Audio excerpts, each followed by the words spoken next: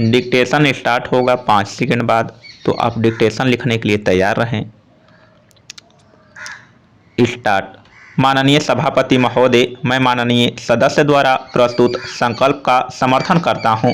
आज देश की जो परिस्थिति है उसके अनुसार इस संकल्प पर बहुत सोचने और चर्चा करने का समय आ गया है। जनसंख्या की वृद्धि ने आज देश को जिस स्थिति में लाकर खड़ा कर दिया है, उसके हिसाब से देश की योजनाओं के बारे में सोचने का समय आ गया है।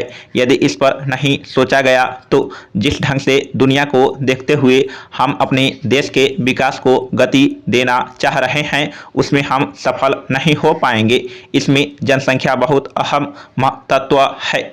इसलिए यह जरूरी है कि सरकार जनसंख्या वृद्धि की इस गंभीर समस्या पर विचार करे। आपातकाल के जिस समय ढंग से देश में परिवार नियोजन का कार्यक्रम चलाया गया, उससे लोग भयभीत हो गए थे। जितनी आस्था और लगाव उसमें लोगों का होना चाहिए था, वह कहीं देखने में नहीं आया। लेकिन देश की स्थिति को देखते हुए हरिजन और आदिवासी जो उस समय परिवार नियोजन से भयभीत हो गए थे, वे आज स्वयं मन से इस योजना की तरफ अपना झुकाव बनाए हुए हैं। यह इसलिए हो रहा है क्योंकि गांव में खेती के अलावा जीवन निर्वाह का और कोई साधन नहीं है। वह खेत उनको अपने पूर्वजों से प्राप्त हुआ था, उसका लगातार छोटे टुकड़ों में बंटवारा हो रहा है। इस परिस्थिति में आज गांवों के अधिकतर आदिवासी और हरिजन इस कार्यक्रम की तरफ आकर्षित हो रहे हैं। इसके लिए हमें एक चीज़ सोचनी पड़ेगी। हमें यह कार्यक्रम ऐसे क्षेत्रों में अधिक गति से चलाना चाहिए जहां पर सभी आधुनिक सुविधाएं हो तथा स्वास्थ्य केंद्रों में अच्छे डॉक्टर हों। अध्यक्ष महोदय, मैं आपके सामने एक और विशेष बात रखना चाहता हूं। पिछले साल इस निगम ने 4 करोड़ रुपए का कर्ज दिया, लेकिन यदि आप इसके कुल खर्च को देखें तो आपको मालूम होगा कि उस पर 30 लाख रुपया सालाना खर्च भी हुआ है। आप सोचिए कि आपके साधनों पर ऊपर काम करने वाला कोई निगम 4 करोड़ रुपए कर्ज देने में यदि 30 लाख रुपए साल का खर्च कर दे तो उसके लिए दिवालिया होने के अलावा और कोई रास्ता नहीं रहता। इसलिए मैं आपसे यह अर्ज करना चाहता हूं कि इस निगम के काम को सरकार चाहे किसी भी दृष्टि से देखे, लेकिन हम लोग इसकी आलोचना करने के अलावा और कुछ नहीं कर सकते। इस देश के करोड़ों आदमी का जमा किया हुआ पैसा सरकार के पास आता है, उसकी इस तरह से बर्बादी नहीं होनी चाहिए। उसके समुचित उपयोग का पूरा प्रयास होना चाहिए। अब दूसरी बात आप देखें कि इस निगम के पास कई ऐसे कर्जदार आते हैं जो महीनों और वर्षों उनके आगे पीछे दौड़ भाग करते हैं। उनके ऊपर वह हजारों रुपया खर्च करने के बाद अपना कर्ज मंजूर करा पाते हैं। वे आदमी आमतौर पर ऐसे होते हैं कि महीनों और वर्षों तक अपने कर्ज की रकम नहीं उठा पाते। इस तरह निगम को ब्याज का बहुत नुकसान उठाना पड़ता है।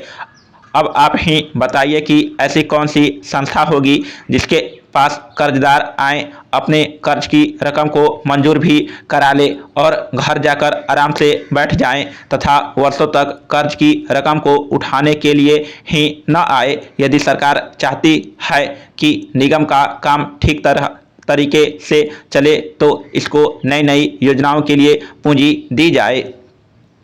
अध्यक्ष महोदय, सदन में माननीय सदस्य ने जो प्रस्ताव रखा है उसका मैं समर्थन करता हूं। योजना आयोग ने नई पंचवर्षीय योजना बनाई और संसद ने भी उसे अपनी सहमति प्रदान की है। इस पर आज की नई परिस्थिति में विचार होना जरूरी है। आप जानते हैं कि विदेशों में पिछले कुछ महीने से सभी चीज़ों की कीमतें बढ़ रही है। इस पंचवर्षीय योजना के लिए जो राशि निर्धारित की गई वह पुरानी कीमतों पर, पुराने आर्थिक ढांचे पर आधारित है। यदि महंगाई इसी तरह से बढ़ती रही तो इस योजना का क्या होगा? उस हालत में इसको कार्यान्वित करना बहुत ही कठिन हो जाएगा। इसलिए इस पर अभी विचार करना बहुत ही जरूरी है। मैं समझता हूँ कि आज की जो कीमतें है, यदि उनका ध्यान रखा जाए तो योजना का जो अनुमान लगाया गया है वह बहुत कम पड़ेगा। पिछली 4 योजनाएं बीत चुकी हैं, उनके बारे में मैं कुछ बातें आपके सामने रखना चाहता हूं ताकि अगली योजना में उन बातों को दृष्टि में रखते हुए उसको कार्यान्वित करना संभव हो सके। बड़े बड़े अधिकारी या नेता जब योजना बनाए तो जनता के हितों का ध्यान अवश्य रखें। देखा गया है कि वे अपने अनुसार ही योजनाएं बनाते हैं। योजना आयोग की रिपोर्ट में बहुत से दोष पाए गए हैं, उनकी ओर समय समय पर मैंने सदन का ध्यान भी आकर्षित किया है। मैं देहात का रहने वाला हूं और किसान के घर पैदा हुआ हूं। मुझे कृषि उद्योग के बारे में काफ़ी जानकारी है। योजनाओं को कार्यान्वित करने का काम अधिकारियों पर छोड़ा जाता है, वह जैसा चाहते हैं वैसा करते हैं। उनको खेती का बहुत कम ज्ञान होता है। इस कारण सरकार सही मायने में किसानों का मदद करना चाहे तो भी नहीं कर पाती।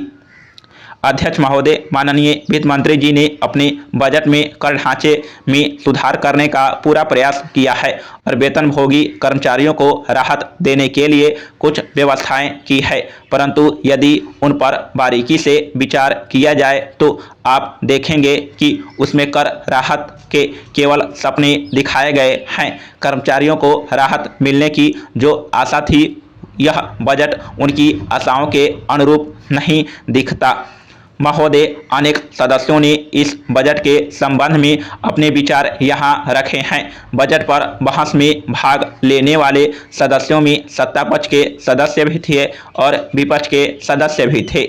यदि इस सदन में बजट पर हुई अब तक की बहस पर ध्यान दिया जाए तो एक बात साफ है कि सदन में बहस का जो असर होना चाहिए उसमें गिरावट दिखाई देती है। देश का बजट विकास के लिए, उसके सामाजिक और आर्थिक उत्थानों के लिए एक महत्वपूर्ण दस्तावेज है। इस दस्तावेज पर राजनीतिक पार्टियों को आधार बनाकर राजनीति नहीं करनी चाहिए, बल्कि देश के लिए वास्तव में क्या अच्छा है और क्या बुरा है, इस पर विचार करते हुए सदस्यों को अपनी स्पष्ट राय व्यक्त करनी चाहिए। सरकार को ऐसे सटीक सुझाव देने चाहिए जिससे देश का आर्थिक और सामाजिक विकास हो सके। मुझे खेद के साथ कहना पड़ता है कि अनेक सदस्य इस भावना को व्यक्त करने में असमर्थ रहे।